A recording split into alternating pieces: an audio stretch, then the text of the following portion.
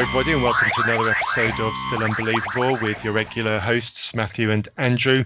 This time we're talking again about the latest episode of Unbelievable which aired, which is talking about does evolution match with the story of Genesis, or with the creation account in Genesis. This is going to be a complementary episode to the one a couple of weeks ago where on Unbelievable they had Ken Ham talking, and Andrew and I brought on a guest, Keith, and we hammered into young earth creationism as best as we could. That wasn't a clean episode. That went up as explicit. We're going to be clean for this episode. Optimist. And yes. Well, that means that you got to stop talking about Apple Macs. I hope you realise that. Get in there early. And as our guest talking with us about it this time, we've got Dave from the Graceful Atheist podcast. Welcome, Dave. Hey, thank you guys for having me on.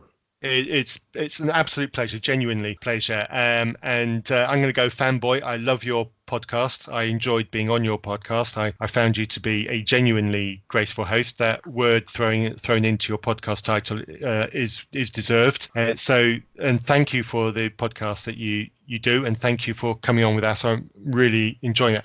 In fact, today I was listening to your episode.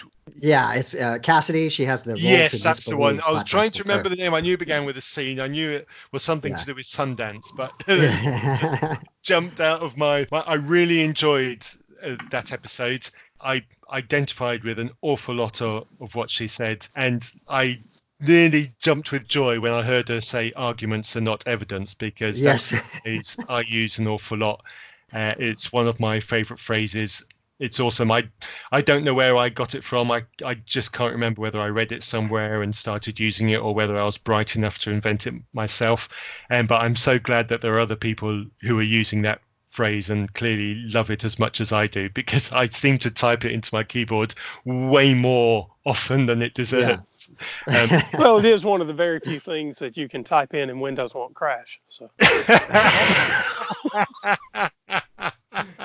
And the explicit tag is going to have to go back on. So that was that. But the interesting thing that I learned from that is neither Cassidy nor yourself ever flirted with young earth creationism. Now, Andrew and I were both neck deep into young earth creationism, which is why we love to pound on it as hard as we do.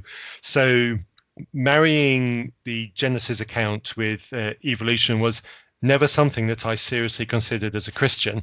And now that I'm no longer a Christian, it's not really something that I seriously consider. So I'm genuinely looking forward to your input on this, Dave, because I think three former creationists talking about how evolution doesn't match with the Genesis account probably isn't the best podcast to have. So, well, I hope I can provide some insight, because I feel like Neve matched my thinking when I was a believer and how I tried to synthesize the two. So I think this might be interesting. Okay, right. Well, before we get into that, tell those listeners who haven't found your podcast yet more about who you are, what your podcast is, and what you do. Thank you. So I start all of my podcasts by saying, my name is David, and I'm trying to be the Graceful Atheist. What I mean by that is there's a lot of really hard atheist podcasts out there that are really aggressive, and basically I'm trying to bring the whole human aspect, the emotion that goes along with losing one's faith, the loss of connection, all the things that we give up when we walk away from religion. So I try to focus on three main things: deconversion, so that whole process of walking away from one's faith; something I call secular grace, which is really just my branding of humanism, but again with a focus on the full human experience. So not just pure rationality, but also what it means to be emotional about this process. What do we mean when we say the word spiritual? What does that mean? Those kinds of things. And then the key kind of ethos of the podcast is about brutal self-honesty. So I try to bring some vulnerability, and I try to elicit that out of my guests as much as possible. But we generally get to that. And I've had wonderful guests such as Matthew and Andrew on the podcast who proved to be just such honest people. Well, I certainly enjoyed my time on your podcast. And I think it's a credit to podcasting that we've been able to be friends before and after, right? One of the great things about being able to share podcasts, and the credit to how you do your podcast is that there's been a relationship off mic. And so, yeah, I think you do a great job with your podcast. Highly encourage all of our listeners to go over and subscribe. I think they'll enjoy it. I appreciate that. Thank you. Yeah, that's exactly my words. Thank you, Angie. I enjoyed being with you on your podcast, Dave, and I did genuinely find you graceful. I enjoyed the conversation that we had. You brought some things out during that interview and helped me to put my story together in a way that I've never told my story before. And that was good. And it was quite interesting listening back to it as well a couple of weeks later, having forgotten the conversation that I had with you, and just to hear the way that conversation had gone. And I genuinely enjoy listening to the other conversations that have happened on that. And we were talking before we hit record about the conversation with Cassidy that you had on your recent episode, which genuinely I've really enjoyed listening to. And there's many, many more in your back catalogue which are worth going. So if you haven't listened to Dave's podcast, Graceful Atheist, please, I recommend it. There's some genuinely really interesting stories on there, and so I heartily recommend it. Go over there and listen to them. So with that said, the other thing I wanted to say was I also have some inside information on a future guest that Dave's going to have, and I'm really looking forward to that episode. It's going to be quite interesting. It's going to be a slight change from some of your other guests, and I think it's a change that's going to be quite interesting to the conversation. Absolutely. And so on to the subject of the matter. So who wants to go first? Dave, do you want to go first? Thoughts from the episode of Unbelievable that we've all listened to? Yeah. So listening to Still Unbelievable, this particular episode reminds me of why you guys do this podcast and I don't. My just overarching thought is that neither Andrew, and here I mean Andrew, the guest on Unbelievable, not Andrew Knight, nor Neve, the apologist, neither of them were practicing science. They were practicing speculation. Yeah, that's right. And, just to put it in a single sentence, that was my overarching field. So that was Neve Middleton and Andrew Parker in this episode. And Andrew apparently, he's a qualified research scientist, but I agree with you that in this case, he wasn't practicing science. He was practicing speculation, and Neve goes further, right? Because she's not just practicing speculation. She's actually pinning her faith to a God of the Gaps argument about how human consciousness began and the fall of man. And I know we're going to get into that more in a minute, but I think the thing that I want to say about the title, the idea that there's some way for science to map onto the Genesis account of creation is, first of all, which creation are we talking about? Are we talking about the Genesis creation from Genesis 1, or are we talking about the other creation story that doesn't get quite so much play, the story of Genesis 2, right? Because if you're they spent most of this show trying to map the story of evolution onto Genesis chapter 1, but we ought to at least be honest as Christians or former Christians that the account in Genesis 2 doesn't look anything like the account in Genesis 1. And so for me, right away, there's this sort of tension about trying to cast evolution into epics that look like days in Genesis 1. Right. And at least part of that problem is let's just pretend for a moment that the Genesis account is entirely figurative. Right. And we can think of days as being some expansive periods of time. Right. Well, the universe is 14 billion years old and maybe much more, right? I mean, we've got a horizon limit, but we know it's 14 billion years old. This is the whole speed of light thing. People can look it up. It's not even controversial, right? The Earth is about 4.3 billion years old. So that first day, right away, we've got an 8 billion year old day. And then all the other 5 days of creation, not including the day of rest. And let's not get into that mismatch, right? Because if we're matching the creation story onto evolution, what does it mean for God to rest?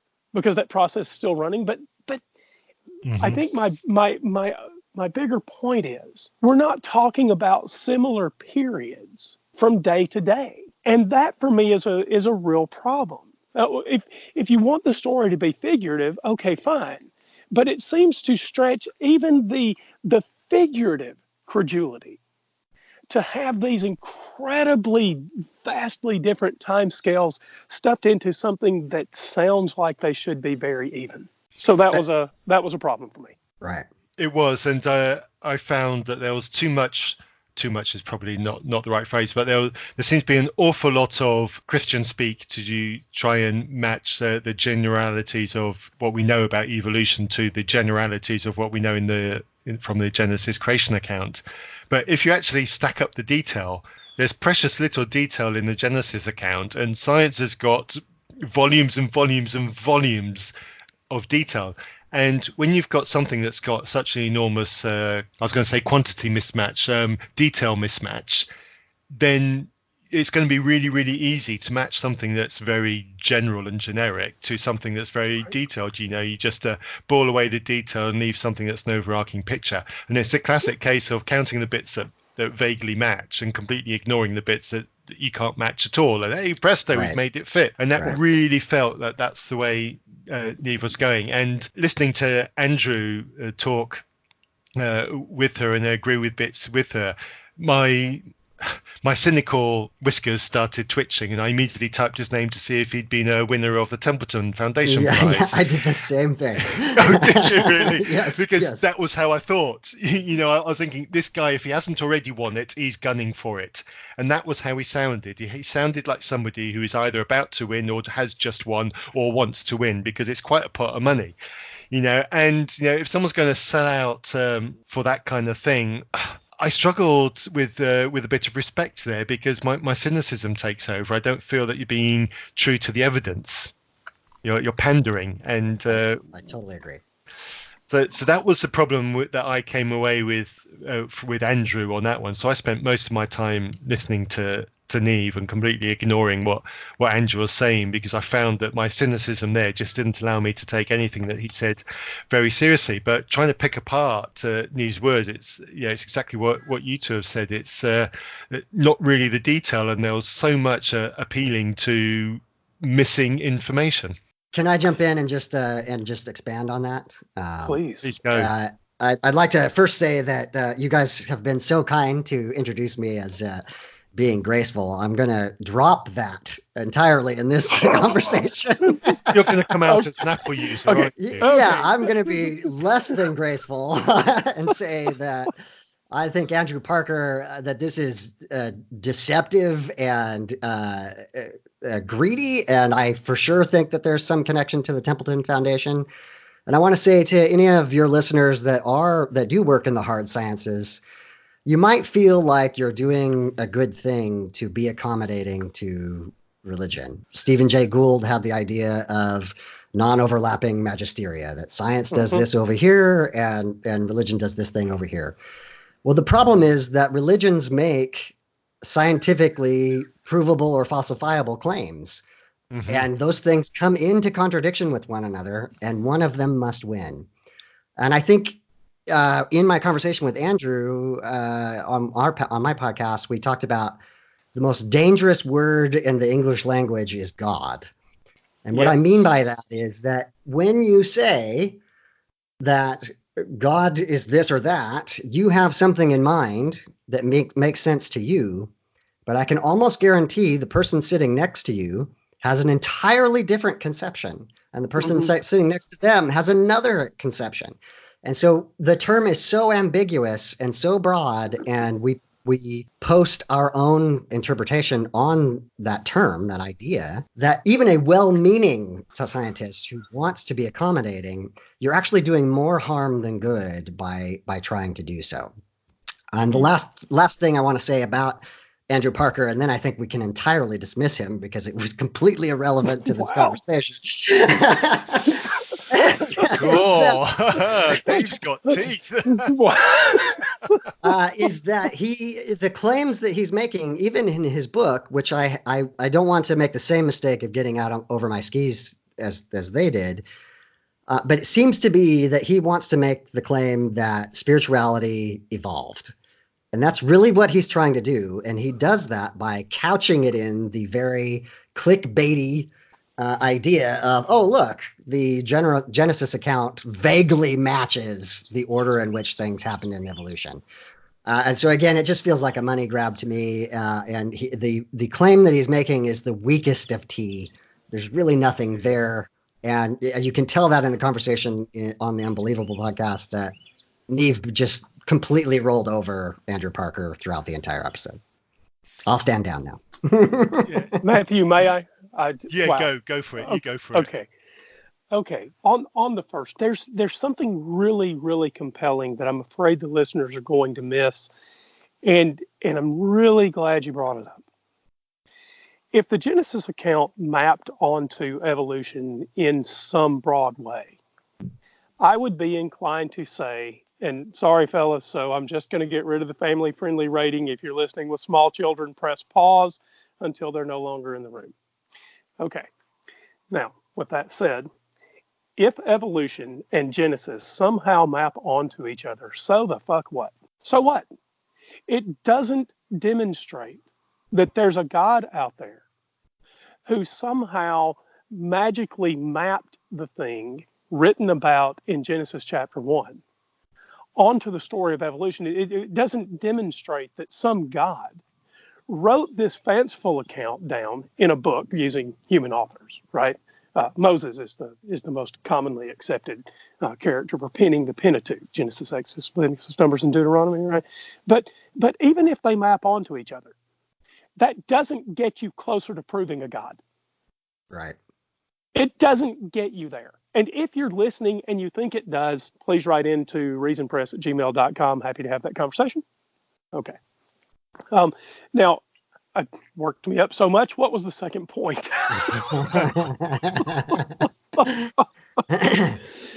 I was saying that the claims that he makes are relatively simplistic. So he's basically saying spirituality exists, and it probably evolved. Right. Okay. So that was as weak. This word spirituality, right? What does that mean? And here's why I ask it. What I think of as spirituality today as a non-Christian, it's a very, very different animal from what I thought of as a Christian. And even so, as a Christian, I had non-religious experiences that I would have described as spiritual. Okay. So I think it's an awful word. I think the word spiritual should be taken out of the English language because it doesn't ask us to probe deeply what we mean when we've said we've had a spiritual experience. So I'll give you an example. I get as strong a feeling listening to the symphony orchestra because I love the symphony as I do, listening to church music in the past. And frankly, I get as strong a, in scare quotes, spiritual experience writing computer software. As I know. I'm sorry, listeners. It's true. I've said it before. It is the thing that I love, whether I'm just writing print hello world or something a lot more detailed. It is the thing that makes me me. And when I think of, or the thing that makes me feel like I'm connected to something greater than myself. And if that's what we mean by spiritual, we all get those feelings, and it doesn't require religion. So I don't think that the word spiritual is a particularly good word for talking about this thing that Andrew said evolved, this idea of spirituality, right. Because as you said, Dave, I don't think we have a great understanding of what each person means by it. Yeah. I tell you what, listening to you say that with birds tweeting in the background was very definitely a spiritual experience. There's also a little barky dog. So the reason you're hearing the birds is because the baby's napping. It's on the outside. So So welcome to the horrors of parenthood, eh? Yes. Yeah, that is exactly what my child's going to say. In fact, welcome to the horrors of. That was my dad. But so Matthew, I know that you've got thoughts on both of those points, and so sorry to have taken the mic for that. You know what? Monologue. I'm gonna defend Andrew a little bit here. I'm quite happy.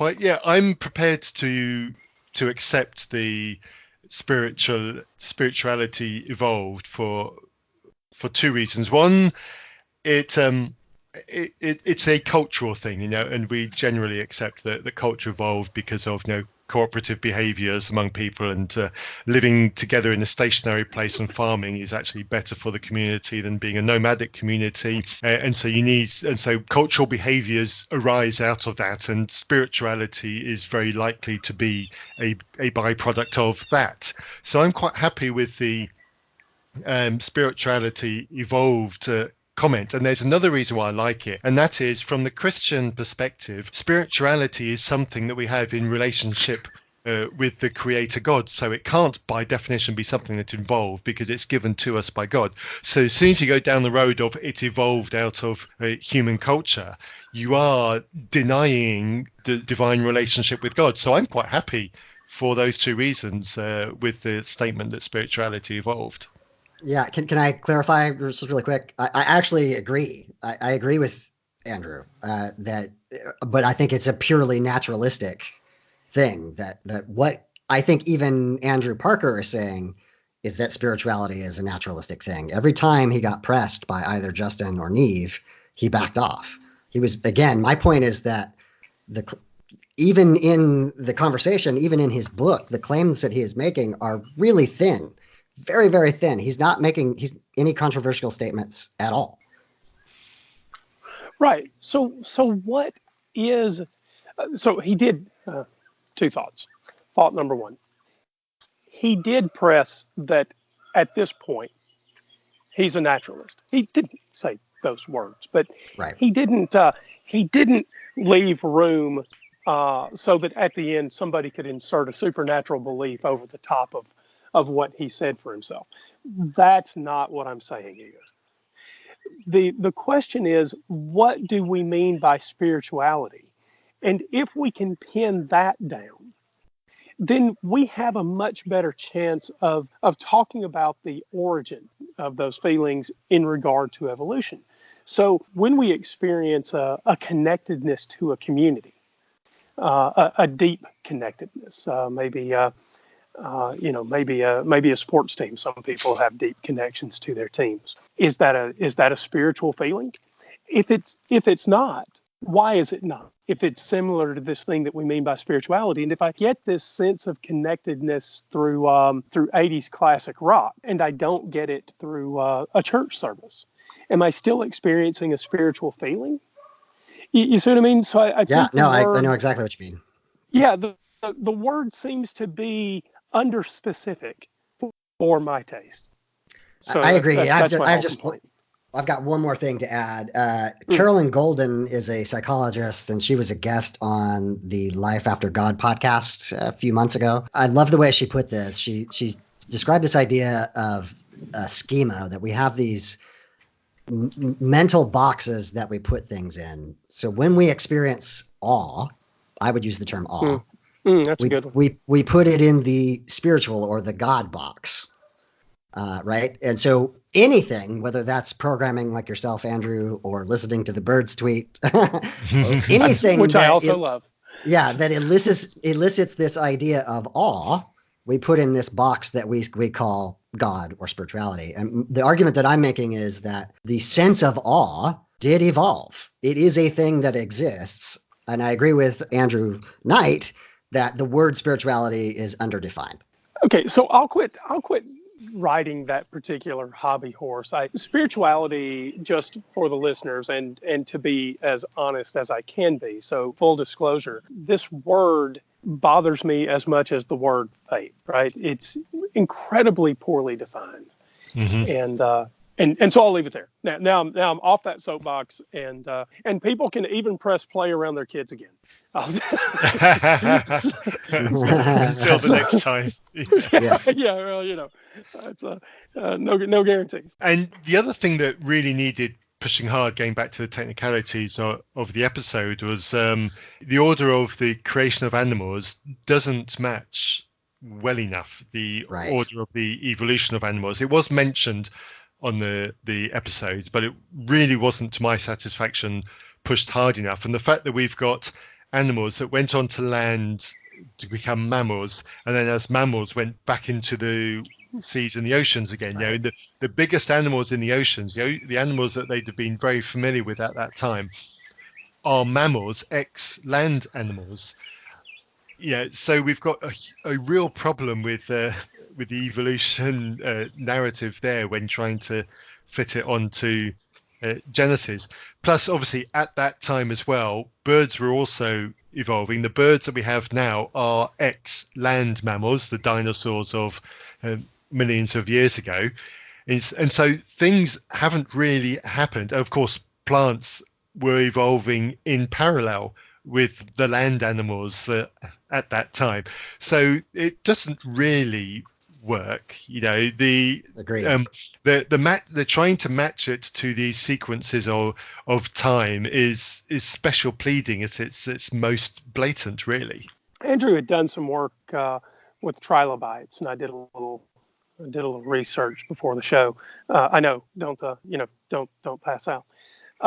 But so trilobites were quite possibly the first creatures to have anything like a compound eye. And there's even some speculation in the scientific community that this development of eyes by certain species of trilobites, because not all trilobites had eyes. There's at least one species in the fossil record that we've never found an example of that had eyes. Okay, but there's this idea that trilobites may have forced the Cambrian explosion. So for the listeners, the Cambrian explosion is a point in the deep past where evolution really seemed to come into its own, and there was an explosion of different kinds of animals, as if evolution got kick-started there somehow. And so there's some speculation in the scientific community that these eyes of the trilobites forced the Cambrian explosion. So if the listeners have listened to the episode, they'll know how this maps. That's an interesting idea, but Andrew said at some point that trilobites were the first animals to have eyes. That's not true. They were apparently one of the first animals to have a sophisticated eye, an eye that could perceive depth. Right, so that's quite possibly very true. That's important because later on, actually earlier in the show, they say that this thing about let there be light, right? Well, maybe that's the first instance of seeing, right? And it was unclear to me how even in a figurative way, reading the Genesis account where where there's this supposed God, and he says, let there be a greater light to rule the day and a lesser light to rule the night, right? It's unclear to me how that can possibly be mapped onto let there be light having to do with the first creatures to see. It was a very strange attempt to repair the story. Yep. It was, wasn't it? That really brought my attention when that was, and it was Andrew who said that as well, wasn't it? It was, and it's pure speculation. How we have no idea what the original writers of that passage really meant by these things. And you go to the literalists like Ken Ham. That's not what they take it to mean. And how can we know the scientific knowledge behind the evolution of eyes is a very modern thing. So the people who wrote that wouldn't have access to that. So this retrospective application of modern knowledge to make ancient texts look a bit more profound is, well, it's speculation, and I can't see a way in which that can ever end well, really. Total post hoc rationalization. And I think David was right a few minutes ago to say that scientists are not doing the world any favor by having and engaging in these kinds of conversations and not being very clear or being too accommodating about what the science actually is. So, David, I think you Absolutely right. And I don't guess, I mean, I'm not a scientist. I'm a computer guy. I think all three of us are. But you don't have to do a lot of reading or be particularly well versed to sort of reason some of this out, right? Like reading the Genesis account and a greater light to rule the day and a lesser light to rule the night. And then all of a sudden, somehow prior to that, let there be light thing only matters when the first animals see. I really don't get it. I don't get it. It's beyond my capacity to understand why a scientist would be that kind to the account. Yeah, and there's another interpretation I've seen of the let there be light thing as well, because in the early expansion of the universe post expansion, post Big Bang, is it expansion? Yes, it is. It's Big Bang expansion, isn't it? Yeah. The early universe was opaque. Light couldn't travel through it, and then as it spread out, it cleared. I don't know what the technical term is for it, but the opaqueness was lost and light was able to travel through the universe. And I've seen the let there be light thing applied to that point of the universe, where the universe got to a point where light was able to travel through the universe freely without being absorbed by the density of the matter that was there. So you've got yet another interpretation of the phrase there. So, and this is a prime example of what theists, Christians specifically, are trying to do when they're trying to bend modern scientific knowledge, which incidentally is prone to change, into an ancient text which had none of this modern knowledge, and they won't change the ancient text. Right, exactly. Yeah. I think I've mentioned before as well, my Bible college education, I must have just had amazing teachers, because they taught us to that good exegesis, the idea of how you interpret what the text is saying, starts with what did the original author mean, and how did the original readers interpret that? And one of those items is when something is intended to be literal, you interpret it literally. And when something is intended to be figurative, you interpret it figuratively. So I know you guys are young earth creationists, and this may not have been the case for you when you were Christians, but in particular, chapter 1 of Genesis is so clearly figurative. It's so clearly poetic. That I think even from the Christian perspective, you do it injustice by trying to shoehorn it into a literal interpretation. Oh, that is so interesting. So I'll just tell you for the listeners. So the conservative Bible colleges, absolutely, the YECs, the Young Earth Creationists, they absolutely teach Genesis 1 as literal. This is how God did it, and here's how they get at this at two ways that I think are important and hard to dodge for people that want to take the Bible as a set of thou shalts and thou shalt nots, right? As a set of commands, precepts, principles to be followed. So the first issue is that later on in Genesis, chapter 10 or 11, I get them reversed. Babel is one chapter, and the genealogies are the other chapter. So if either one of you remember, but one of those two chapters, 10 or 11, offers up genealogies that go all the way back to Adam. And so that's the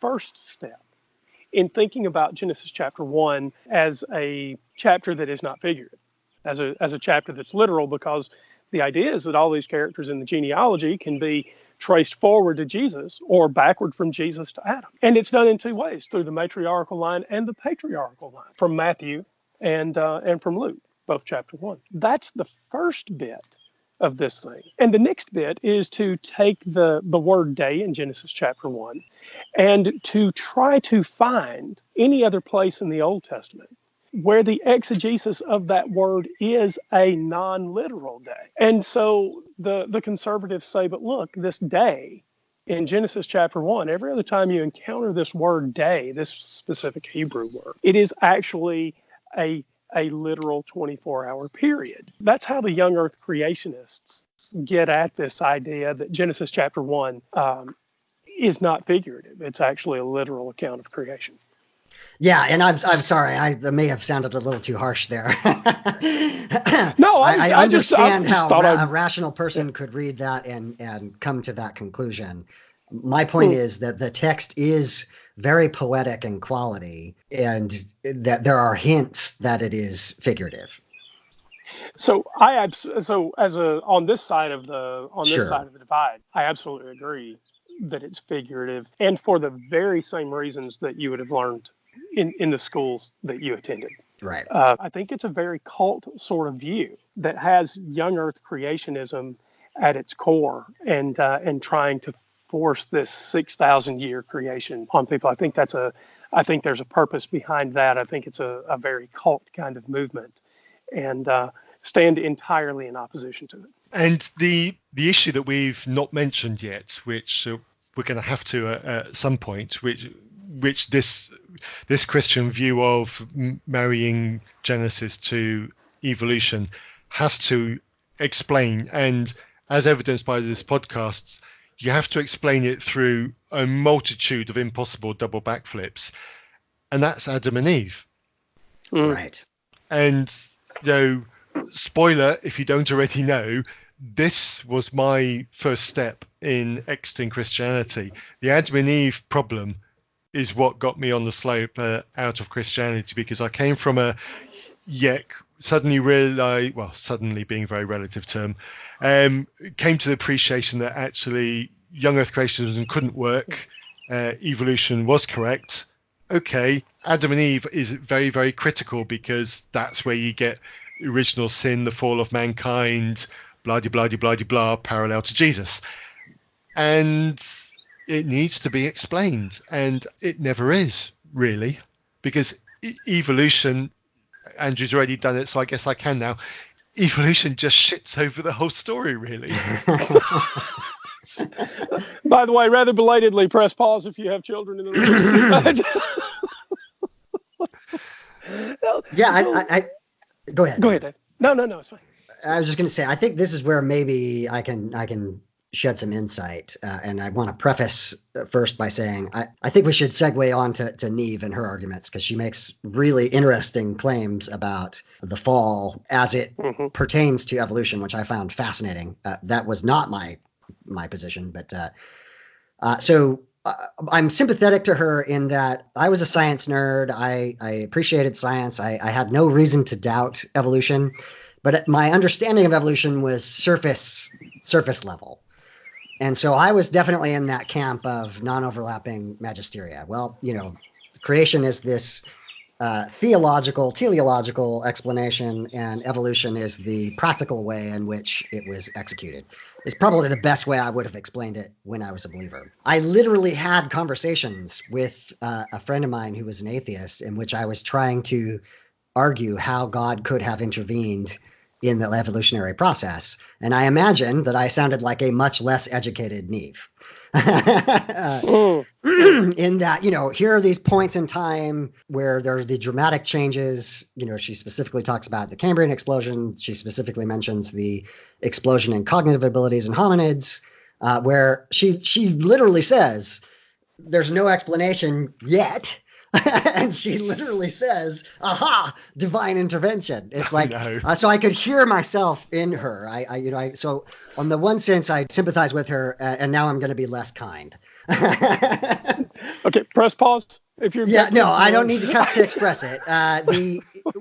Neve embarks on what I call the heap argument, in which she makes claim after claim after claim after claim. And she's on claim number 10, which is dependent upon the 9 prior to it. And yet claim number 1 is just not established in any way, shape, or form. And so it's this, I'm just going to throw everything in the kitchen sink at you, and you don't have time to address all of it.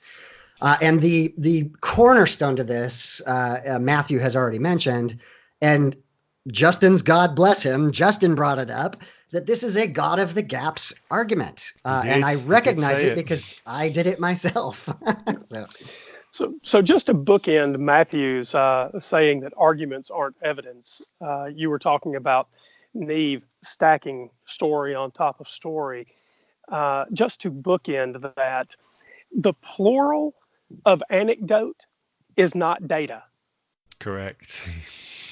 So you now have it. You now have 2 bookends here, folks. You have arguments. Arguments are not evidence, and the plural of anecdote is not data. So the problem moving to Neve and the idea of intelligence in hominids, Matthew and I talked about this right before you were on the line. I was up in arms about the same thing that Neve says. She says in the show, sort of the middle part of the middle half of the show, she's on about the idea that if we can't identify the point somewhere around the Cambrian period. Well, actually, I think we're much further on.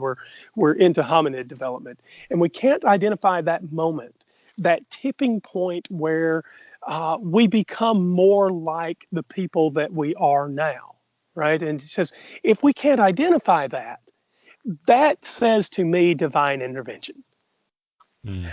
And so not only does she have a God of the gaps argument, but she digs the gap that she exactly. that she puts God in, and she textbook defined what a God of the gaps argument is. Yes, and then said, "Oh, but it's not a God of the gaps argument," and I frankly I switched off. I don't remember how she glossed that it wasn't a God of the gaps argument. But I have the quote if you want. Oh yes, go for it. Please, read it. Yeah, please. She said it's not a God of the gaps argument, or because obviously natural selection does everything. It's a kind of a God of a huge evolutionary transition. So again, my point is that while she's redefined gap to be exactly while arguing that it's not a God of the gaps, she defines what a God of the gaps argument is. So. My head hurts now. And what was so frustrating about listening to that is I participate quite a lot in the Unbelievable Facebook groups and have conversations with Christians or I witness conversations with Christians, and it always comes down to evidence. It's either myself or it's somebody else saying, just give me a piece of evidence that I can use, that I can go away and test, or what experiment can I do? And what you get is you get an avalanche of argument titles, or you get a link to a blog post, which is an avalanche of arguments. And the Unbelievable podcast is supposed to be better than that. But what we got the verbal equivalent. Yeah. So No, go ahead, Ed. Right. I was just going to say, what I expressed at the top of the podcast of why I am frustrated by apologetics is that there's very few new arguments.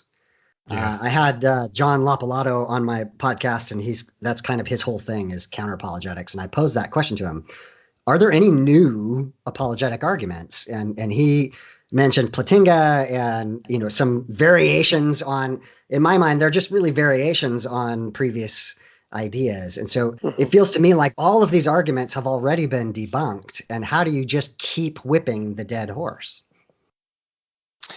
I think that's a good question, and there's a particular kind of mental mistake that goes along with Neve's assertion that science can't account for this transition from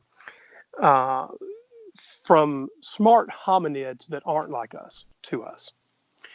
To say that science can't account for it, or to say that natural selection and the forces at play in evolution can't account for our current consciousness, you'd have to be able to do something rather extraordinary.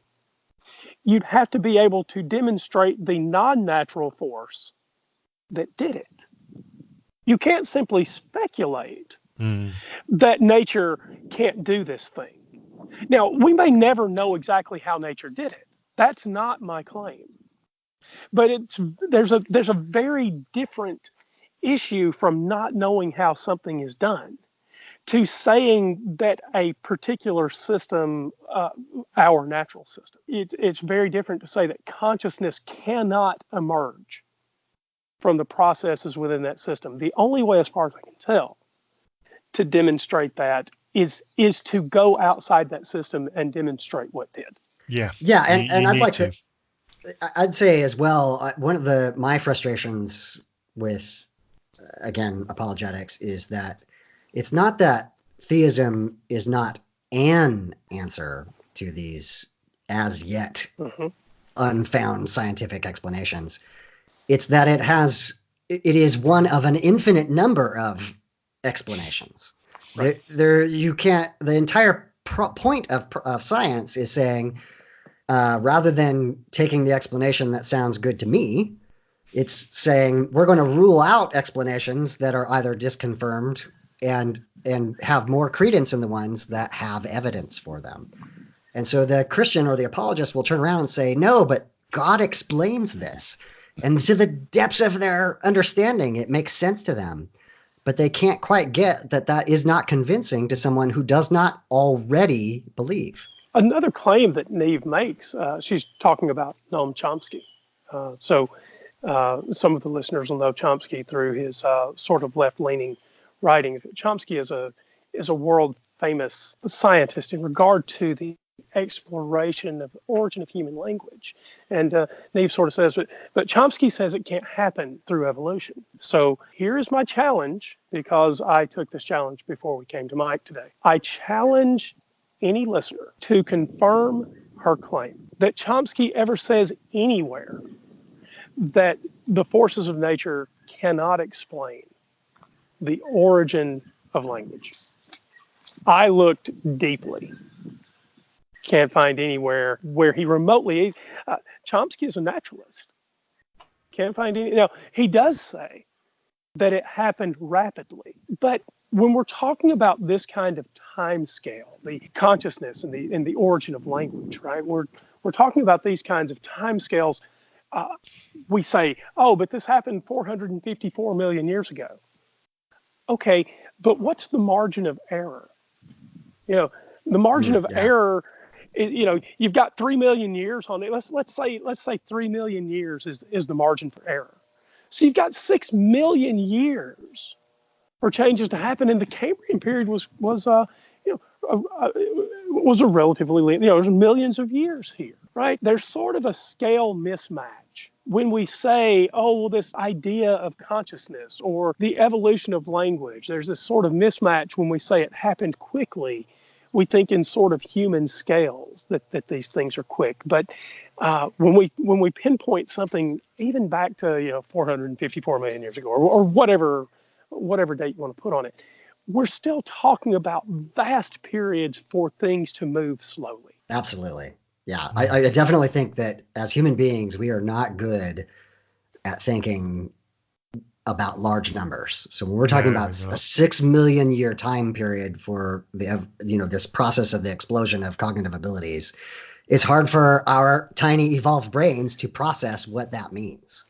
Right. And I don't actually know what the length of time is we're talking about here, but sure, yeah. But my point is that we're not talking about a human lifetime or something of that nature. We're talking about hundreds of thousands of years, even if we're not talking about millions. And so I think it's a really big mistake to sort of take this thing happened quickly in the kind of context that we'd say my children grew up quickly.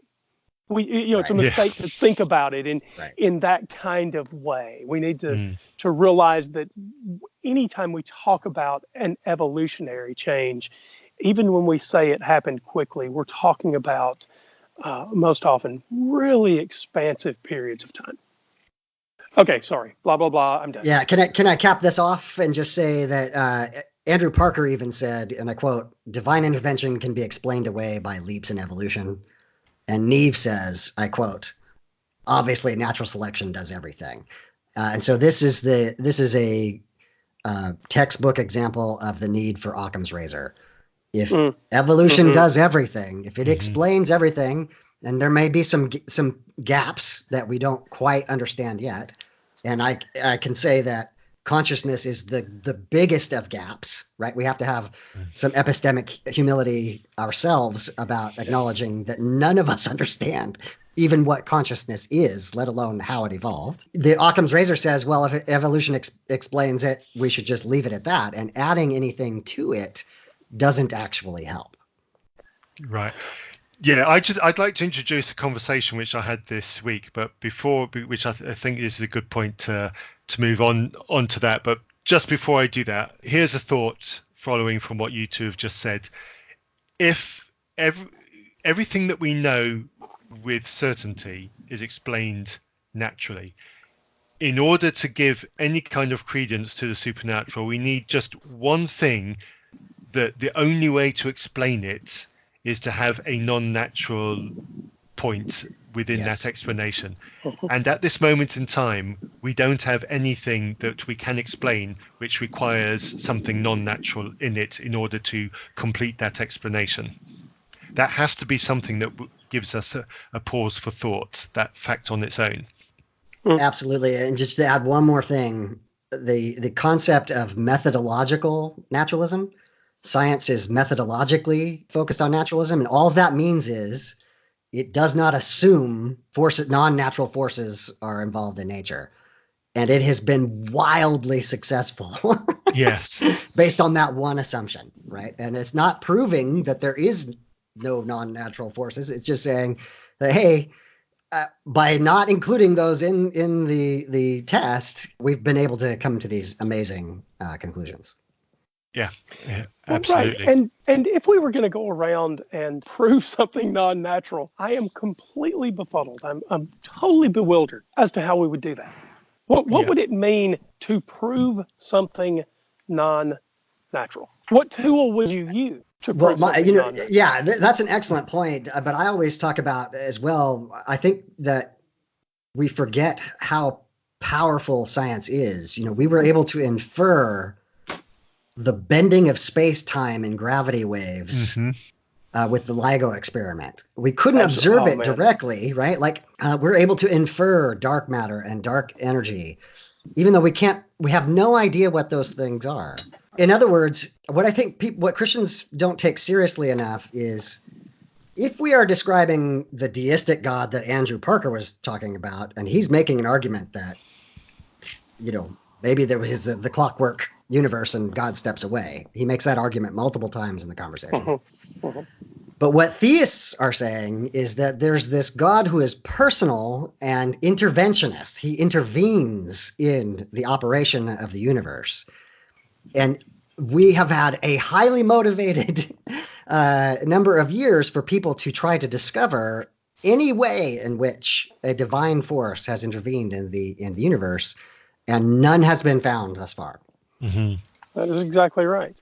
So although the Catholic Church is very keen on being able to confidently say that these things have been investigated and have been confirmed, that's why they've got so many saints. It's got nothing to do with money, honest. Yeah, they've got saints, and I've got a local children's hospital with a cancer ward filled with sick children. Yes. Your naturalism ruining it for everyone. Yeah, well, it's just my sleep-deprived state.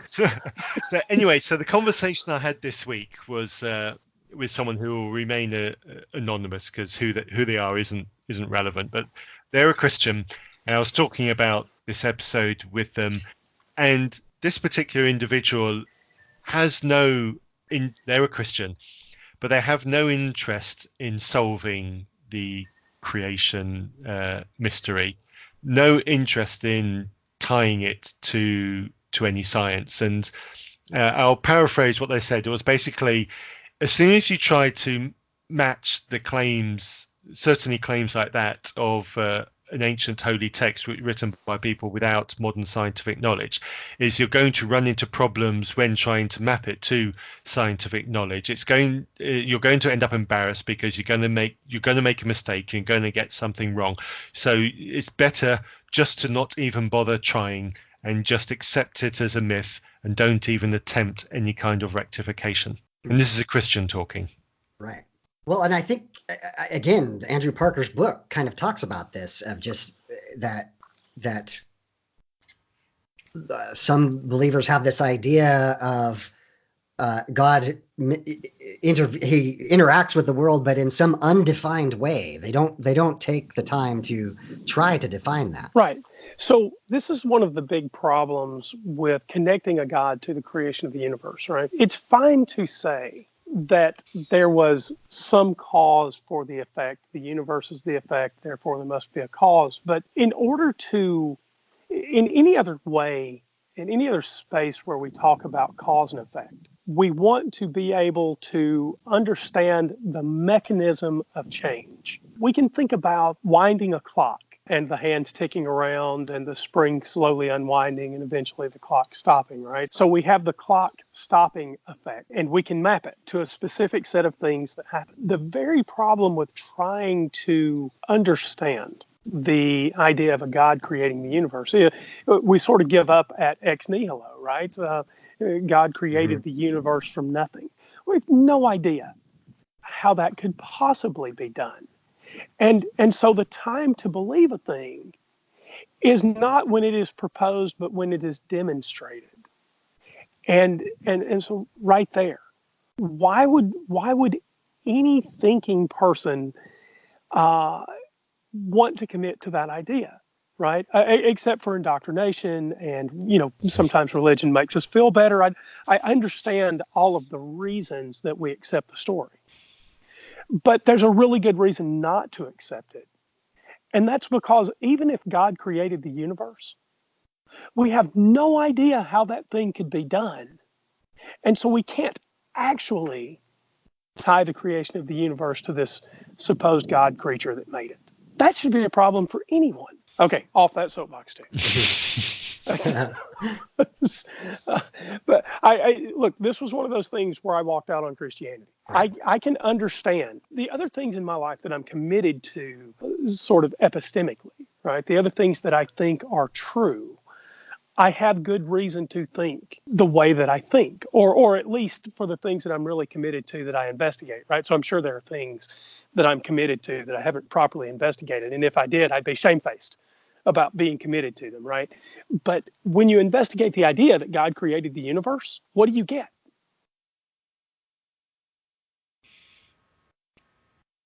Was that silence intentional? I was just experimenting with waiting for a good answer. My thing is that believers will point to their holy text and they'll say this is the evidence. And what in the tech world we talk about, if you solve a complex problem with a complex solution, now you have two problems. Yeah. Yes. This is exactly a two problems problem. So now you have the claim that this God exists and that God wanted to write a text through people, and that was properly communicated, and that it was copied a number of times, and that it just keeps going and going and going. So that anything in the holy text is yet another claim rather than evidence the way they see it. Well, what would be evidence that God created the universe? So I get asked that question a lot when I talk about, because one of the recent threads that I participated on was I think it was William Lane Craig saying that science points to God. So my immediate response to that kind of thing is, if science pointed to God, there'd be an experiment we could do where the result indicated there was a God. And usually the Christian will come back with, well, what evidence are you expecting to see? Which is the question you've just asked, Andrew. And I love that question because my answer is always, that's not my problem. Right. You're the one proposing it. You bring up the experiment, you bring in the evidence, and then we'll talk about it. It's not for me to tell you what evidence I expect. You just need to bring some. Right. Well, and so my question is, I'm actually asking the question from the other side. I know we have the universe, but if we're ever going to rationalize what that cause is, and we may never be able to, although I do think there are some incredibly tantalizing hints having to do with virtual particles and their formation into actual particles, quantum foam and that kind of thing. Without knowing enough about those branches of physics, I think the idea that particles come in and out of existence all the time is a tantalizing hint at those things in the deep past. I don't know. Maybe it's not, right? But what would it take to show that God did it? Wouldn't you have to be able to see a God do it? I mean, is it just enough to say God created it from nothing? Don't we have to be able to take a step further than that?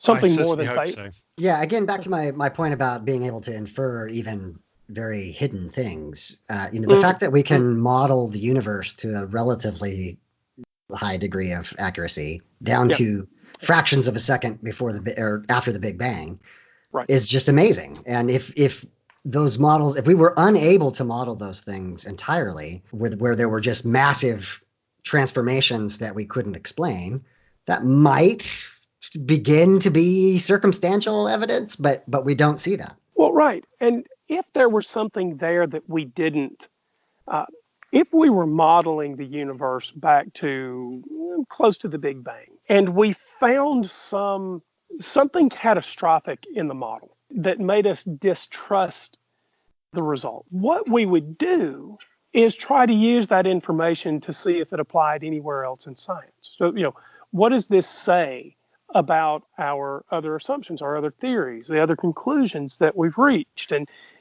what changes does it make? But at no point would we just give up and say, okay, well, that model collapsed. It wasn't any good. So now God. And the key word is, the key word is, and Neve says, science can't explain this yet. And so that's exactly that right. is everything. So if we look at the history of science, before the disease model, before general relativity, before electromagnetism, there were deep mysteries before evolution, right? These were deep mysteries about the world, and it actually made more sense to believe in a theistic God who did these things. But we have been able to explain marvels, miracles, and we can predict the future. We can tell you when an eclipse is going to happen at this point on the globe at this particular time. It's amazing the kind of accuracy that we have. And so to assume that just because we don't yet understand something, like the explosion of cognitive ability during a particular point in hominid history, evolution, is just really short-sighted. That 50 years from now, 100 years from now, can you guarantee we won't understand that? Okay. Got to ask you two computer guys a question then. Actually, I'm going to ask you two. I'm going to ask you about consciousness, and I'm going to ask you to roll the clock forward 10,000 years on this particular topic. So rolling the clock forward, thinking about trying to understand the origin of the universe. If you could transport yourself in time forward 10,000 years, and we still didn't have an answer to how the universe came into existence, would you then lean toward God? That's the first question. The second Not without question evidence. That's easy. Yeah. It's a great question. I see where you're going with it. So it's an interesting question. Go ahead. Right. And the second question does have to do with consciousness. There's a motivation in Neve's speech about, we don't know how consciousness got here, to which I say I loudly agree. And because it's here and we can't explain it, we can lean on that for God. Now that relates directly to the transporting 10,000 years in future, right? Okay. But here's the question about consciousness, because we're all computer people. I actually am over the 50% mark. I'm somewhat convinced that we will understand consciousness well enough to reproduce it in some other state. I'm not necessarily claiming that it's silicon. It may be some fusion of biology and electronics. But whatever it is, I actually think that we will see, in popular parlance, artificial life. Okay. So I also want to know what the two of you think about that. So if you could roll forward 10,000 years, we still couldn't explain the origin of the universe. Would you lean toward God? And as two computer people, do you think that we'll ever see artificial life? And how does that impact this conversation? Well, computer people have got such a great track record in predicting the future. Wasn't there one that, my favorite computer prediction? Yeah, right. my favorite computer prediction is 640K should be good enough for anything. Yes. Well, if they quit using Windows, we'd be a lot further along. And making it more personal, I once confidently predicted that digital photography would never take off because it would never get to the quality level of film photography. Yeah, that'll leave a mark. So what do you think? Do we see artificial intelligence or not? So with that caveat, I think that neural networks will get good enough that they'll be able to adequately emulate consciousness to the point where we wouldn't be able to tell the difference. 10,000 years. Very interesting. The Turing test is now writ large on the episode. Wow. Yeah. I think 10,000 years is plenty long enough to be able to for that to happen. I reckon it will happen long before 10,000 years. So if you rolled forward 10,000 years and we couldn't explain the origin of the universe, would it cause you to lean toward God? No, because there's still no evidence. If we haven't been able to explain it, it means it's a difficult problem to explain. That is not evidence for an invented character created it. It's just as much evidence that an invisible pink unicorn farted it out in a rainbow of or majesty. It's you heard it here first, it's the same level of evidence. So my answer to that would be the same as Matthew's, and I think to explain why it is the thing that is surprising is not that there are deep areas that we don't yet understand. The thing that is surprising is that we understand so much, right? The fact that the hard problem of consciousness is hard is not surprising. The fact that we understand how synapses fire and the mechanical parts of the brain at all, that's the miracle. And so 10,000 years, I think it's a little artificial. We wouldn't see the incremental moves forward. If you took that leap instantaneously, you might be more inclined to do so. But I agree that without evidence, you still just have an ununderstood phenomena. It doesn't necessarily mean that that's evidence for a theistic God. What about consciousness? You're sort of out in the. Do your listeners know what part of the world you're in? I'm a little scared to. They don't, and I'm fairly circumspect about that. So I'll start. Okay, I'll just say that. Yeah. So okay, then let me put a period there and not give that away. Okay, so but given your career, you're a computer guy like we are. What are your thoughts on artificial intelligence? And if we made artificial intelligence, how would it change this conversation in regard to Neve's claim that God did it? Yeah. So needless to say, I have opinions. Do the parents need to hit pause here? No. But I do want to preface again with epistemic humility, right? I am as frustrated with the atheists who make really strong assertions about consciousness or the soon-to-be found artificial intelligence and how that pertains to the idea and the concept of free will.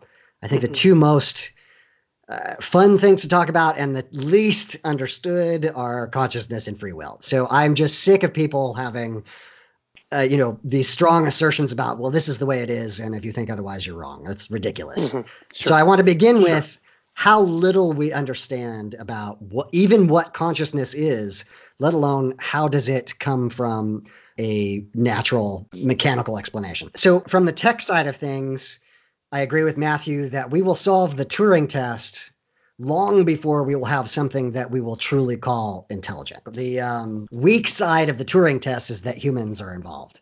It will be easy to fool human beings, I think, in the relative short future, probably 10, 20 years for sure. But to have something that actually thinks, something that we would recognize as having either consciousness or something that we would call thought. I think we're many, many years away from that in our current timeline. 10,000 years, however, I would put money that we will have figured it out by then. I'll say that for my part of this, there is a thing that would convince me from the realm of math and science about a computer consciousness. And this might just be special pleading for math and science because that's sort of where I live every day. As software and hardware people, that's we're sort of at the grassroots of math and science every day. Now, here's the thing that I think would get me close. If we had a machine that could pass a Turing test, and it could also contribute to solving first-order logic problems, so it's not doing anything derivative, based on what we put in, right? It's actually doing something original to solve problems. I would be more likely to credit that with not just passing the Turing test, but it being the thing that I would probably think of as conscious. Andrew, do you remember the conversation we had with Ernest on consciousness over on Ask an Atheist Anything a few months back? I do. Did you listen to that episode, Dave? I'm afraid I did not. I'm sorry. No, sorry. No worry about it. During that conversation, I brought up the example of the next generation of IBM's supercomputer that plays, so Deep Blue, but it wasn't called Deep Blue, it was something beyond that. And it played Go against a Go master. And AlphaGo. Yeah, and the way they taught this was they didn't program it how to play Go. They let it learn how to play Go during using neural network. So it was a self-learning. So they don't know what it understood because it self-learned. So then they pitched it up against a master, and during this match, the computer made an unexpected move that everybody thought was a mistake, because it did a move that absolutely everybody was shocked by, because everybody thought only a novice would do such a dumb move. It was so blatantly a mistake move, but they carried on playing the game anyway. Then a number of goes later, I can't remember the exact number of goes later, it became obvious that was actually a key strategic move, and it was actually planting, and that move actually put the computer into a strong position. Just nobody saw the trap that was coming, and it won the match. And what I say is, I take the side, and I'll be interesting to hear if you agree with me or not, is that showed genuine artificial intelligence, because it wasn't something that was expected. It was novel, and it was using something that it had learnt, and it had done a novel strategic move that no human had actually come up with. And to my mind, that counts as genuine intelligence. So I want to respond to that. I also want to make sure that we have time to move on to the theodicy. I think that was a critical part of the episode. I just listened to a Sean Carroll Mindscape episode in which, and I'm sorry I don't remember the scientist's name, but she was talking about the example of self-driving cars, and that unlike something like Go or chess, which has precise rules and a completely defined environment, something like the real world is so much more complex. And she gave the example of a self-driving car will stop if it sees a snowman on the side of the road, because it has no idea if that snowman is going to walk out into the street or not. Right. And so, whereas I think the Go problem is calculatable, the problem with the real world is you need an understanding of, in her words, objects and how they interact in three-dimensional space. And so, whereas I would see the Go solution as some pattern that it recognized over looking at millions of rounds of Go. In the real world, you need to understand that a snowman doesn't move, and it is not a human being. And you know what I mean? That is a much deeper level of intelligence that I don't think we're anywhere near to quite yet. I take your point, but I disagree in the sense that it's a non-calculable. It's still a calculable thing. The beauty of the human brain is it is so, I'm going to use that phrase that I utterly detest, so fine-tuned to image pattern recognition, so much better than any cameras and computers that we've got, that it's capable of processing those things really, really quickly and instantaneously capturing depth and sentience and other things in images that it sees that computers just haven't got there yet. So I do take your point, and I think we're just in a difference in technology. And I would argue that like a Go board, the physical world that we're in also has limits. It's just the limits are to an order of magnitude greater. Yeah, I agree. And I just one more plug to say listeners should go listen to that Sean Carroll episode. It deals with I've this not exact yet, topic, but I do listen to the podcast. It's a brilliant podcast. It's a good thinking podcast. I agree. I think the problem for me with the idea of driving cars and snowmen on the side of the road being misperceived and that kind of thing, and that presenting a problem in terms of an uncrackable barrier. And I don't think that's what was being said. I listened to Mindscape too. It's one of my favorite podcasts. I listen to it almost before I listen to anything else. The problem is that even at our best, we make mistakes about movement of objects. So kids are playing and the ball is coming close to the street. Is the kid going to step out in front of the car or not? And we make those mistakes with our best brains. Unimpaired drivers occasionally make mistakes. In fact, a few months ago, there was a Tesla S, I think it was the new model Tesla that had the self-driving ability, and there was a Navy SEAL behind the wheel. Did you guys see that article? So I don't know if it's the one that are you talking about the one where the guy went into the back of a truck and died as a result? Yeah. So the problem was that this Tesla misunderstood the side of a big trailer truck. They misunderstood the side of the truck as being part of the horizon. It was an overcast day, and the trailer is pretty hard to distinguish from background noise. So this guy driving didn't have his hands on the wheel, and the car drove him right into the truck. But we make those mistakes. It's not impossible for human beings to make those mistakes, even when our hands are on the wheel. I very nearly made exactly that mistake only a couple of weeks ago coming home. We're heading into winter, so it's twilight. It was a dark van and there were dark trees behind it. And I literally very nearly changed lane into the side of this van, and at the very last second realized that there was a van there. And I remember, and I thought afterwards, how on earth did I miss that great big van there? I looked twice. I know I looked twice, and I didn't see it. Yeah. So it can happen. It can. So can I add just one more thing? So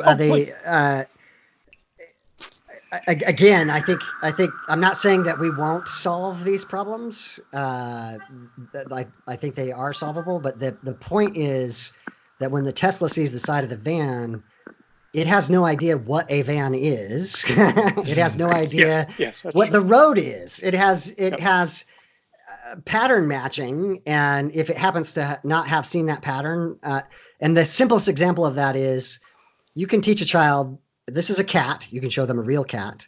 You can show them an animated version of a cat. You can show them the simplest of strokes on paper that represents a cat, and the child will recognize it as a cat.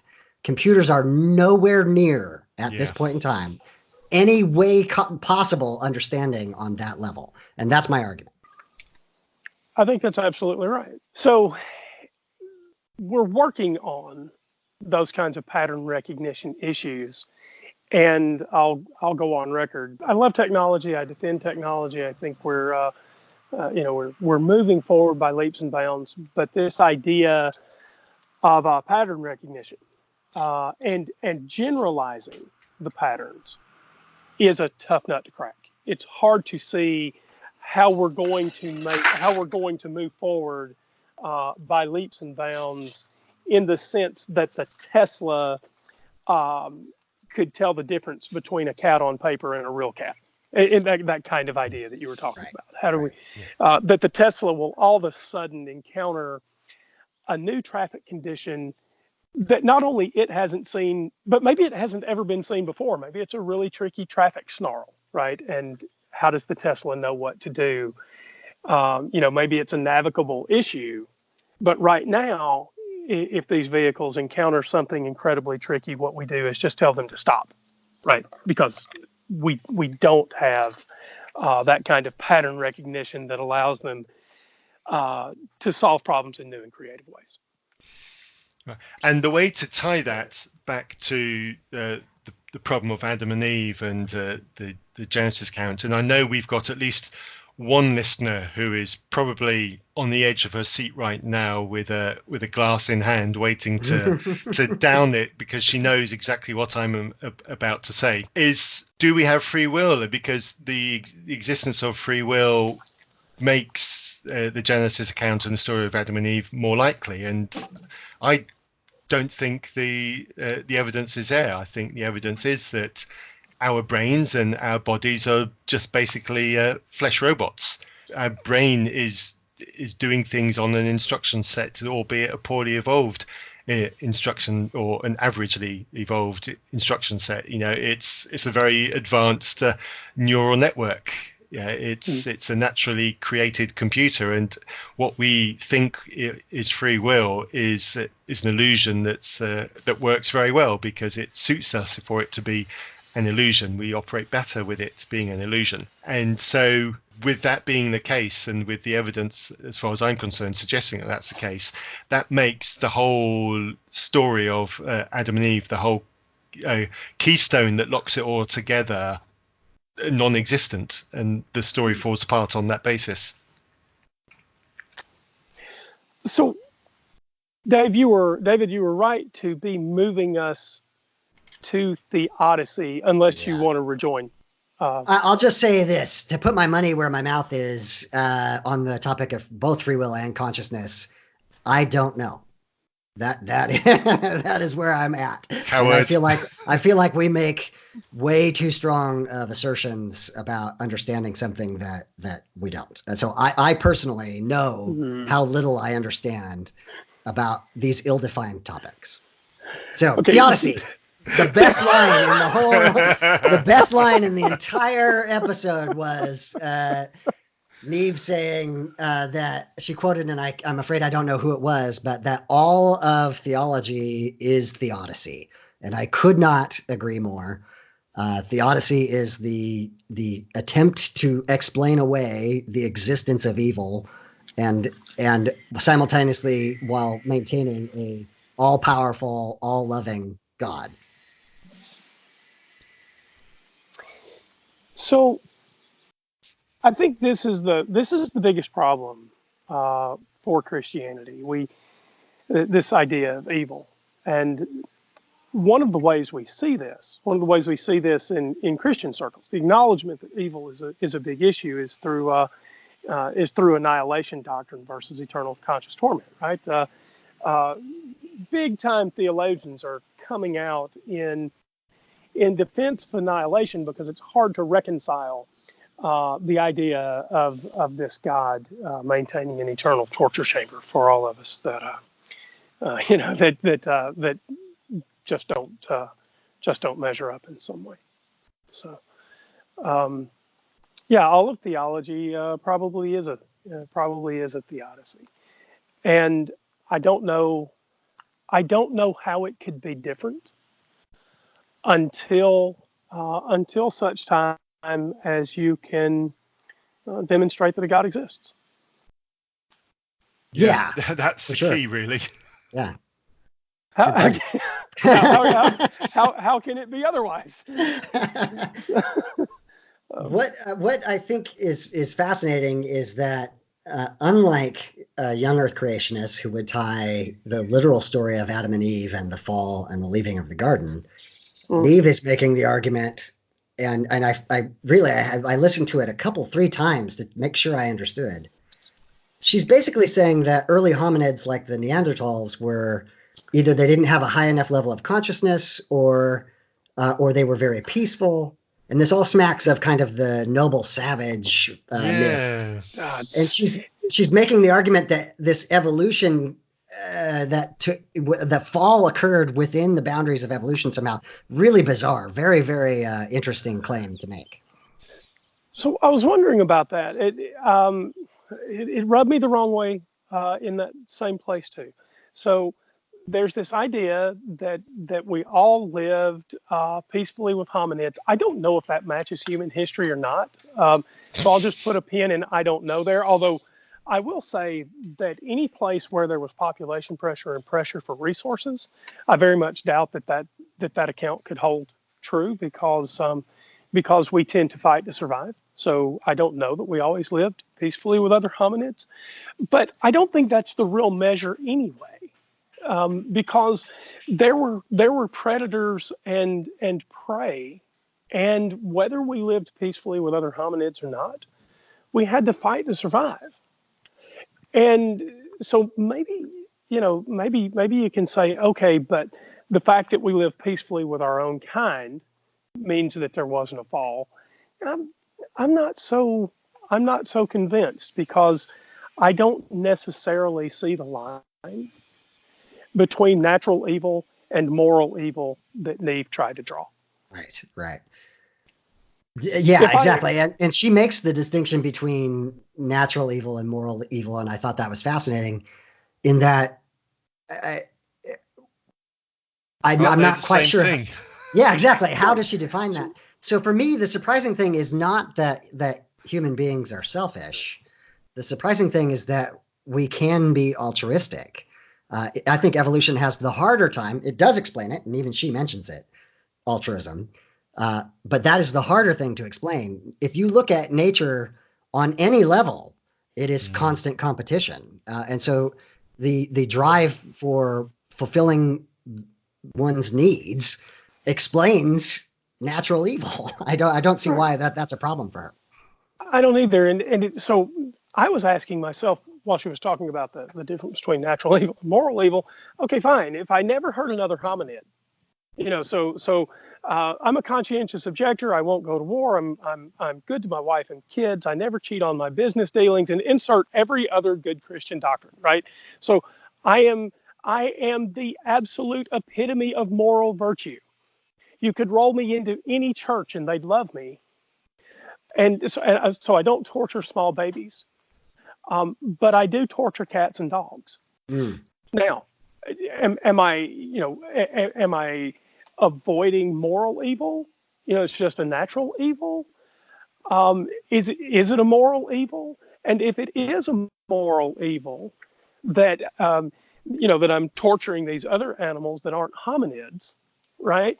Then there's not a time in history, probably, where where just living peacefully with hominids was the standard that she was really reaching for. That's all I'm saying. I don't think. Right. I don't think that if we pressed her very hard, I think there'd be chinks in the armor. So I think so too. But it was a novel argument that I had not really heard expressed before. So I thought it was interesting. Yeah. Oh, I did. And again, I don't think it works with the evidence that we have, and we know that humans and Neanderthals mixed genetically. And we have evidence of them using art and jewellery. And I think there's some question mark over burial of the dead or something, but that probably needs fact-checking. Plus, we know that there were other human or hominid species as well. It wasn't just the humans and the Neanderthals. There were others as well. It wasn't just those two. There were others that died out as well. Some became extinct through their own ineptitude, and some, like the Neanderthals, got absorbed into modern humans, and probably that absorption necessitated some kind of conquering as well. So I don't think it was entirely peaceful. So I don't think the evidence that we have from anthropology supports the case that she's trying to make. I totally agree. The first line of the Wikipedia article on Neanderthals says, almost everything we know about Neanderthals is controversial, which is to say nobody knows, right? And so she's really out over her skis here, suggesting that they or some form of hominid were very peaceful and loving and nobody fought with each other. It's like, I don't think the evidence supports that. If you look at just what we have, and again, to express my own ignorance, I am not a paleontologist. I don't, or a cultural paleontologist. I don't know. But the things we dig up out of the ground, other than pottery, are weapons. So why? So again, I don't know the time periods. It could be that maybe there were fewer during the earlier hominids. I don't know. But she seems to be making a much stronger assertion than the evidence would support. Yeah. And I think there's a wider point to be made that when we dig things out of the ground and we're trying to work out what these ancient cultures did and how they lived, there is very little that we can be absolutely certain about. Right. So when it comes to going back even further to the evolution of the first couple, however you want to describe them, whether you accept that they were real or not, and all the animals that preceded them, there's even less to dig out of the ground. So we're going to be even less certain about the critical details. And the story of creation in Genesis are several very, very critical details, the very kind of details that we know the least about. Right, exactly. Yeah. I think so. Just to try to wrap this a little, that theodicy is one of those areas that Christians don't take seriously enough. So Epicurus formulated the problem, the logical problem with this way back when, and what I think happens is Christians pick out their favorite solution to the theodicy, and for many, many, many Christians, and including Neve, that is free will. She makes the statement, seems obvious to me that humans chose to go their own way and they did not want God telling them what to do. That seems to me that she is placing a whole lot of her own worldview on top of any evidence that we're talking about. But so there are a number of solutions, quote unquote, solutions to the theodicy. And I think Christians pick the one that makes the most sense to them and they move on. And yet if you, even as a believer, I was deeply, deeply troubled by the problem of evil. And it just seems to me that if you take it seriously at all, things start to fall apart. Yeah. There's a phrase that I hear or have heard quite a lot in terms of this, and I specifically butt against it because I object to Sunday school and teaching children Bible studies from people who are enthusiastic amateurs rather than people who are actually professionals who then A, neither trained to teach, and B, not trained in the material that they're teaching, and they're kind of making things up as they go along. And the response I quite often get back is, well, we're just telling them what we believe is up to them to later make their own mind up. And it's just the most disingenuous attitude to take. And it just feels like that's the kind of thing that's going on with Genesis. People just choose to believe or accept or interpret whatever makes them comfortable, and they go with that. And to a certain extent, I'm okay with that. It's the problems come when they try to come onto podcasts and say that no, actually this is how it happened. Right. That's where we run into problems. That's where I have a problem. And there's too many people promoting their own version of what really happened, but we don't know. Absolutely, and Neve's description of this reminded me of my old theology classes. I believe my theology professor literally said something to the effect of, Adam and Eve were perfect, and sin devolves from that state of perfection into something much less. And so it seems to me that she's absolutely applying that theological concept onto the evolutionary track record, which I think does not hold up. What we see is we are the first evolved creatures to recognize the consequences of our own actions and to take actions to mitigate what our instincts would tell us to do. Right? We are the first creatures to withhold instinct. Now I'm not saying that we are teleologically moving towards perfection, which is thing she argues against. But I am saying we have become better. We have become moral, and evolution explains that much more clearly and tightly than does theology. Yes.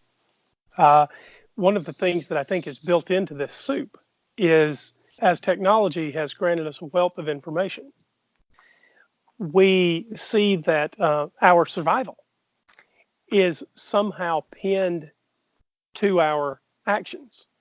right? It's one of the big issues would be global warming, right?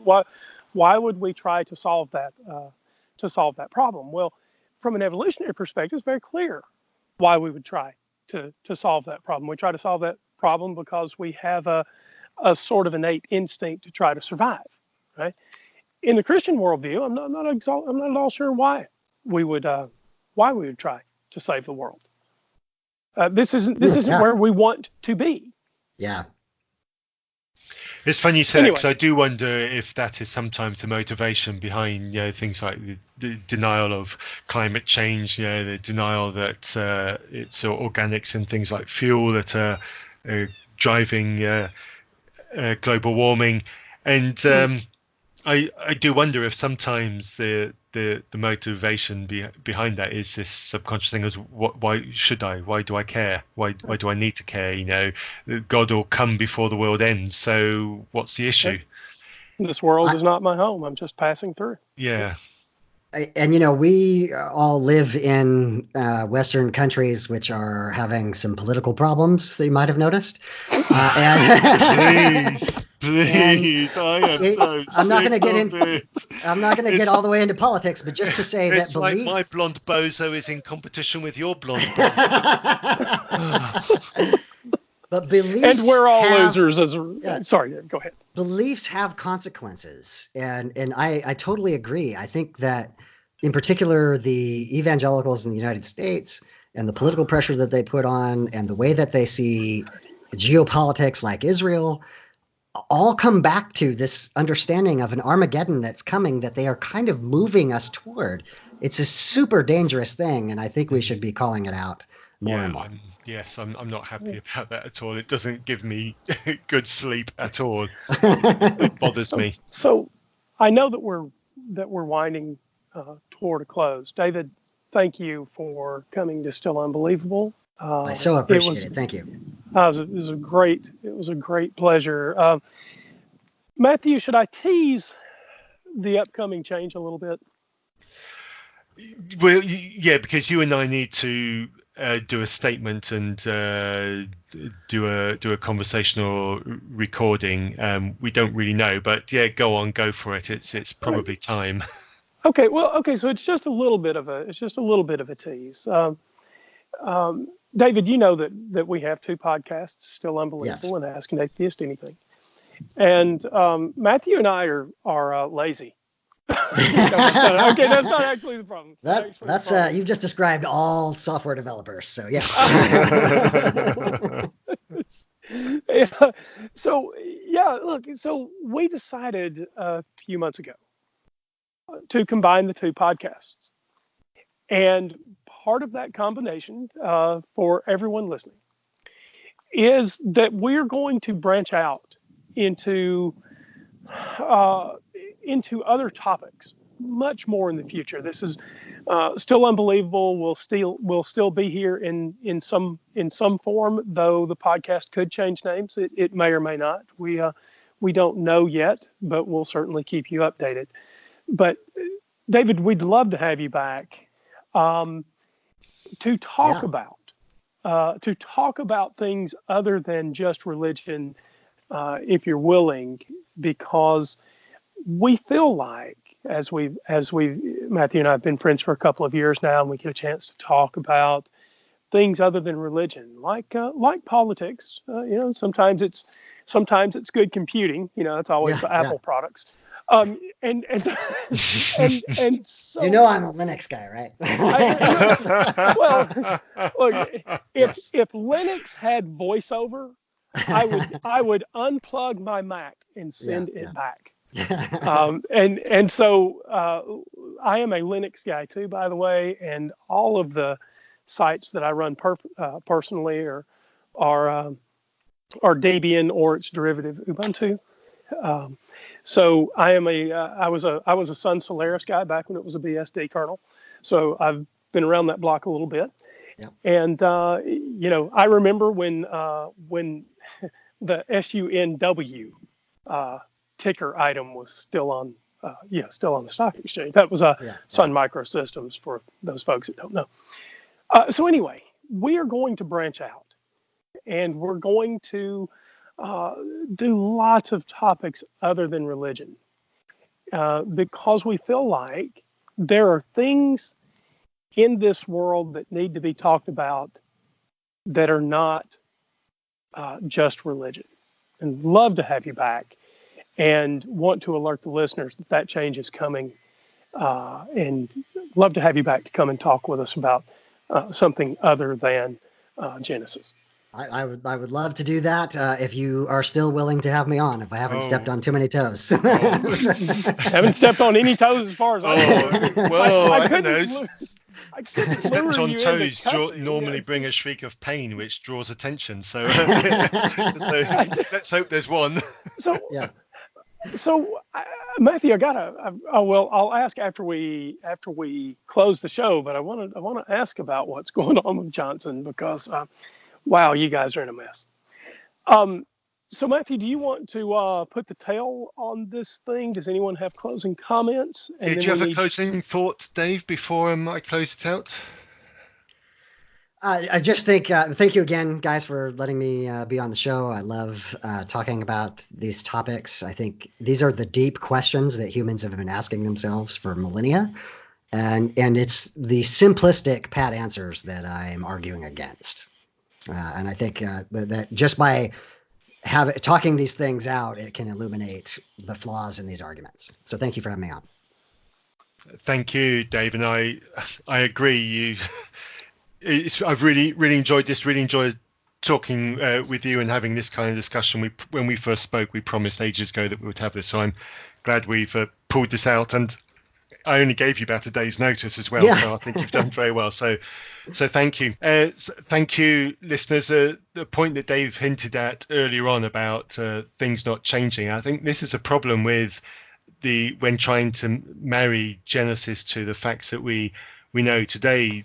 From the Christian perspective, there's not a lot of new places to go, and science has got a rebuttal to pretty much all of those. What we need from you as a Christian is the evidence to back you up, and that's what we're not seeing. And we're constantly going to have the same conversations and going round and round in circles until we see something different. And something different really needs to be something tangible, something that we can test and something that we can measure. So, and on the back of that's partly why Andrew said what he has just said. There's only so far you can go before you get bored when it comes to the conversations on religion versus religion and science, and the people of faith and their different feelings and opinions. And when people exit faith, there's a lot of very similar things being said. So when trying to rebut the arguments from religion, there's only so far you can go before you start repeating yourself. And in this episode, we've repeated elements about language from the first episode that we had. We've repeated elements from the conscious episode that we also had on 4A. Sorry, both those episodes I've just referenced were on our Ask an Atheist Anything podcast. So that's why Andrew and I want to branch out into other conversations. We don't want to get bored with conversations, but we do enjoy the relationship that we have doing podcasting, and we do enjoy the exposure that we've had to different people. One, just to pick a name from a very recent episode, is Professor Philip Goff. We had a fantastic episode recording to him. We hope to do another one soon. We're working it out. Another name to throw out is Dr. Brian Blaze. We've had a couple of episodes with him. Brilliantly intelligent chap, and he's enthusiastic about having conversations and enthusiastic about science, and I really want to hear him talk about things of the science that don't marry with religion. I want to hear the other things that he wants to say about science. I don't know why I'm waving my hands in the air in front of my face. You guys can't see that, but that's how I talk. So that's why Andrew and I want to have other conversations, and so that's why Andrew dropped this hint about what we want to do with our two brands. So I'm going to say it now. We run two podcasts. One of them must die, but we're going to have that conversation later. Andrew and I are working on a proper statement. We're trying to work out what we want to do in the future. We don't want to throw away Ask an Atheist Anything and the content that we've got there. We certainly don't want to throw away the conversations that we have with Still Unbelievable, because we both enjoy the Unbelievable podcast and we enjoy responding to the Unbelievable podcast. So that's not going to go away. We just need to think about a rational way of combining the two feeds and bringing in other content. And is Still Unbelievable the right banner to put that under? So that's kind of where we're going. There will be another episode shortly, but it's not going to be next week. For those of you that know, I do acting in my free time, and it's opening night in a week tonight. So I am just ridiculously busy on that. How I found time this evening to do this recording, who knows? It's at the cost of learning lines. So that's my life right now, but there will be an episode about that in approximately 2 weeks' time. Andrew and I need to arrange time to have that conversation and finalize the statement, what we want to do on that. But if you already have a strong opinion, get that strong opinion in, please. But as part of that announcement that we make, we will be doing a formal request for information. But if you've got an opinion, get it in. The email address, as usual, is reasonpress@gmail.com. And with that, thank you so much for listening. Thank you, both of you, for this conversation. It's been a blast. Goodbye. Thank you, guys. Cool. I'm glad you tolerated me. That was 5-minute monologue. Awesome. Well, I was hoping to do the contact information, because I was going to say, and if all of you are waving your hands like Matthew, it's because you too have seen a blue screen of death. I'll leave that in.